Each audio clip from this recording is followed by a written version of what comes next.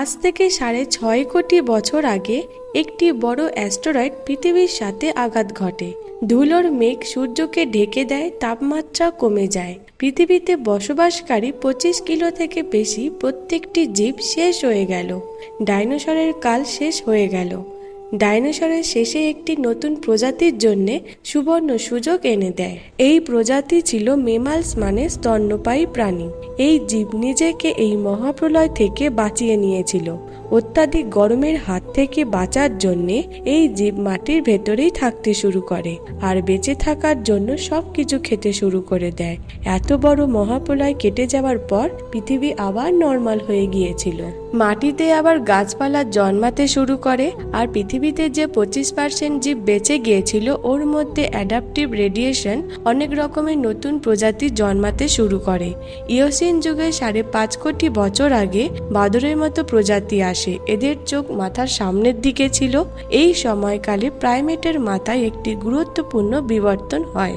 এদের মেরুদণ্ডকে মাথার সাথে যুক্ত করা গর্ত, যাকে ম্যাগনাম বলে, ওটি মাথার পেছন অংশ থেকে মাথার মাঝের অংশতে চলে আসে।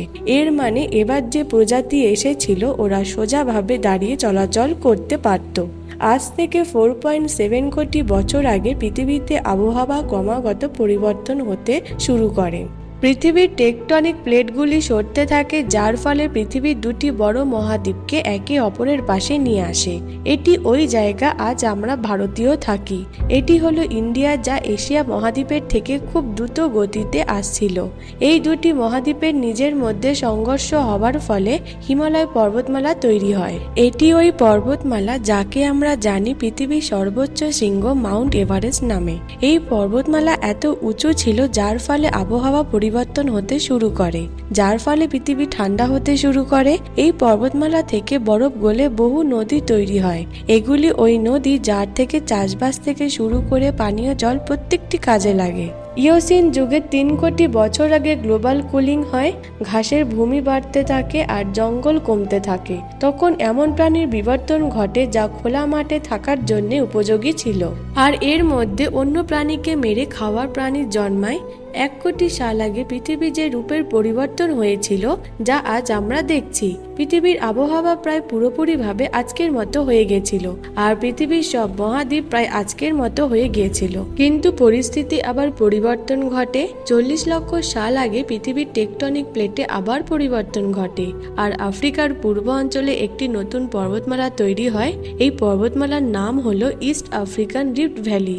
এই পর্বতমালা তৈরি হতে এখনকার ঘন জঙ্গলে আসা মৌসুমি হাওয়া পুরোপুরি বন্ধ হয়ে যায়। এখনকার জঙ্গলে বৃষ্টি আসাও বন্ধ হয়ে যায়। এই জঙ্গলেই থাকতো পেরুলা পেথিকাস। এই জঙ্গলে থাকতো আমাদের পূর্বপুরুষ পেরুলা পেথিকাস বা পেরুলা। আমাদের প্রজাতি শুরু হয়েছিল এই পেরুলা পেথিকাস থেকেই। পেরুলা গাছে থাকতো আর ফল খেয়ে থাকতো। এইভাবে কখনো কখনো দুই পায়েও চলতে পারত, কিন্তু সাধারণ ধারণা থেকে উল্টো এরা মাটিতে না গাছে চলতে পারত। দুই পায়ে চলা মানুষদের খোঁজ না, এই পেরুলা প্রজাতির খোঁজ ছিল। আগে গিয়ে এই প্রজাতির জলবায়ু আর জায়গা অনুযায়ী বিবর্তন ঘটে। কিছু শিম্পাঞ্জি ও গরিলার বিবর্তনও ঘটে, আর কিছু মানুষদের বিবর্তন ঘটতে শুরু করে। এরা পুরো আফ্রিকাতে ছড়িয়েছিল। বৃষ্টি বন্ধ হয়ে যাওয়ার কারণে এলাকার জঙ্গল শুকিয়ে যায়, যার সব থেকে বেশি প্রভাব পড়ে এই পেরুলা প্রজাতির ওপর। জঙ্গল শুকিয়ে যাওয়ার ফলে এই পেরুলা প্রজাতি খাবারের অসুবিধা তৈরি হয়। এই জন্যে এরা গাছ থেকে নেমে খাবারের খোঁজে মাটিতে পা রাখে। এটি হলো এডিপিটিকাস রামিডাস। এটাই হলো আমাদের পূর্বপুরুষ যে মাটিতে মানব ইতিহাসে সর্বপ্রথম পা রেখেছিল। এদের মস্তিষ্ক লেবুর মতো বড় ছিল, আর এদের উচ্চতা ৪ ফুট পর্যন্ত ছিল। এটি আমাদের বংশের সর্বপ্রথম সোজা চলতে পারা জীব ছিল। কয়েক হাজার সালের বিকাশের পর এরা দুটি পায়ে চলতে শুরু করে। এর জন্য শক্তি কম খরচ হয়, আর এরা চলতে চলতে খেতে পারত। দুই পায়ে চলার ফলে এখন সোজাভাবে দাঁড়িয়ে অনেক দূর পর্যন্ত নজর রাখতে পারে। সময়ের সাথে সাথে বিকাশের প্রক্রিয়াও চলতে থাকে। আর আমাদের পূর্বপুরুষ বিকশিত হতে থাকে। 23 লক্ষ সাল আগে আমাদের পূর্বপুরুষদের মস্তিষ্ক যথেষ্ট বড় হয়ে গিয়েছিল। এই ছিল হোমো হেবিলিয়াস।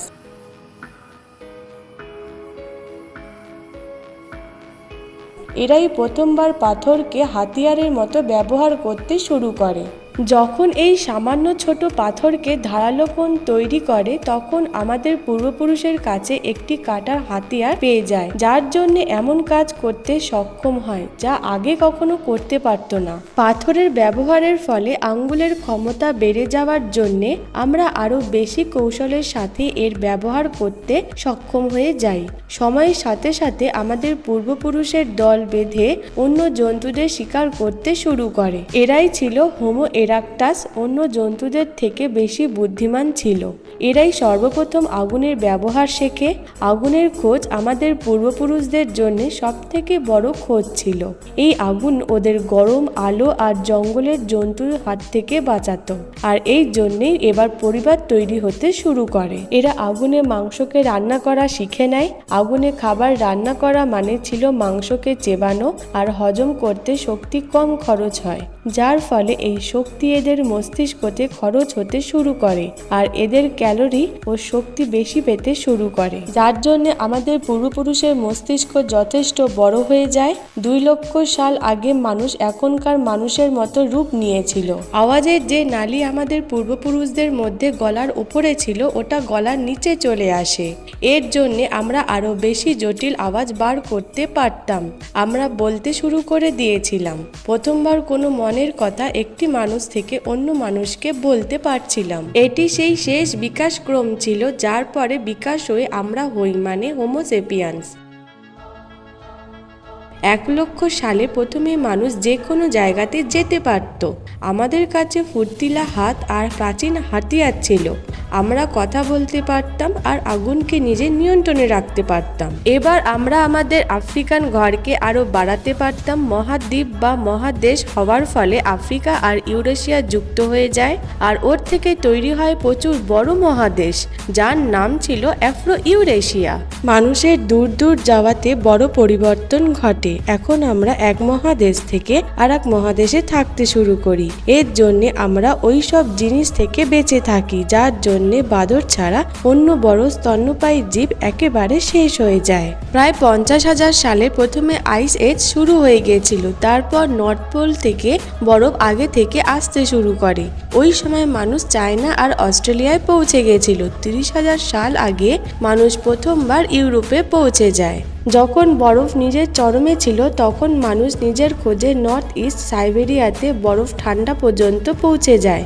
আইস এজ এত কঠিন পরিস্থিতিতে মানুষ নিজের প্রতীক্ষাকে বিকাশ করেছিল, যার জন্য তাকে সত্যিকারের মানুষ বলা যেতে পারে। আমরা নিজেকে ওই পরিবেশে মানিয়ে নিই। আমরা বেশি বুদ্ধিমান হয়ে যাই। আমাদের মুখশ্রী, চামড়া, চুল আর চোখের আকার জলবায়ু ও জায়গা অনুযায়ী পরিবর্তন হয়ে যায়। আমরা নিজের প্রয়োজন অনুযায়ী চাষবাস, পশুপালন শুরু করে দিই। আমরা গ্রাম ও শহর তৈরি করি। এরপর আমাদের সভ্যতা আর সংস্কৃতির জন্ম হয়। আমরা বিজ্ঞান ও গণিতের ব্যবহার শুরু করি, যার জন্য আমরা আজ অসম্ভবকে সম্ভব করে তুলেছি। এটাই হলো আমাদের সময়। এখন আমরা পুরোপুরি বিকাশ হয়ে গেছি। আমাদের মতো জীব এই পৃথিবীতে আর কেউ নেই। আজ আমরা জানি আমরা কে কোথা থেকে এসেছি, আর এটি শুধু শুরু মাত্র। এখন আমাদের যাত্রা শেষ হয়নি। আমাদের এখন আরো যেতে হবে। ভবিষ্যতে আসা বিপদের মুখোমুখি হতে হবে আর নিজেকে আরো বিকাশ আর আধুনিক করে তুলতে হবে। বন্ধুরা, আজকের ভিডিওটা এই পর্যন্ত। এই ভিডিওটি যদি আপনাদের ভালো লেগে থাকে তাহলে লাইক, সাবস্ক্রাইব এন্ড শেয়ার করতে ভুলবেন না। Thank you.